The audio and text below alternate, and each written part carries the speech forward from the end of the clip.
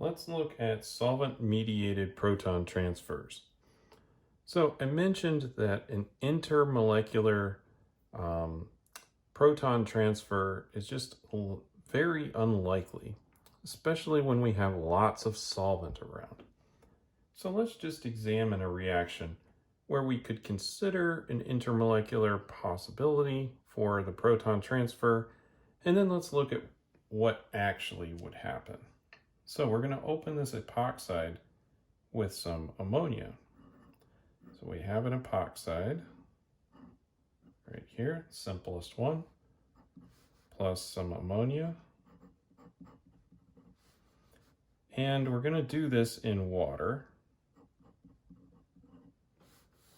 So we're probably just using aqueous ammonia. And our product is going to be this alcohol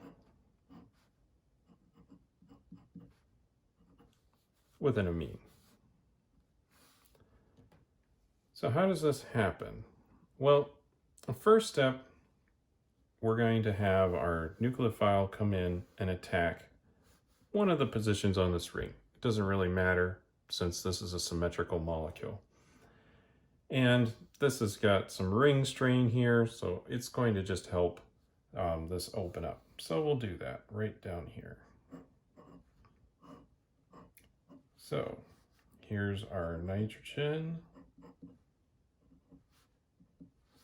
We're going to have an attack on the carbon, and then there's already some hydrogens there and everything, so this bond is going to have to break. That will relieve some ring strain here, and we will end up with this. We'll have a negative charge on the oxygen because those electrons went up to it. And then this nitrogen has 3 protons on it, and so it's going to have a positive charge when it attacks that carbon, or after it attacks that carbon.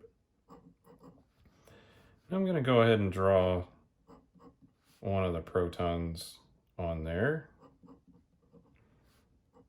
Now, you may think that this molecule could twist around and this proton could just move right over to that oxygen. And you might think, oh, okay, let me just draw an arrow from here over to that side of the molecule. That's very unlikely to happen. What is more likely to happen is our solvent is going to come in to play, and that's going to move a proton from one side of the molecule to the other. Now, keep in mind, proton transfer reactions are very fast, and there is a lot of solvent because everything's dissolved in it. In fact, one of the things that you'll hear various chemists say, just to indicate just how fast something can happen when it's done in water, is that pure water is 55 molar concentration. And so that's just something to tell everybody that if water is involved in the reaction, it can be very fast. That's because it's really concentrated. So let's show how this would actually occur. We have some water, and I'm drawing it like this so that we can see which bond is breaking. So we're going to actually come down here with our negative charge. That's going to attack. We'll move the electrons that were there over onto the oxygen. And now we'll make some hydroxide. Now there's 2 things that we could do, right? This is neutral conditions / well, it's a little bit basic, so it's pretty okay to form some hydroxide in this. This is a weak base, so we could probably also use water to come in and deprotonate this, but we already have a base that's here, so let's go ahead and use the stronger species to rip the proton off on the other side. So this adds the proton there, and we still have the proton over here, and then we've got our hydroxide that we just formed. And there will be a little bit of hydroxide floating around just from the fact that that's a weak base. So even if we didn't form some, we could use that. Those electrons go back to the nitrogen and we form our product.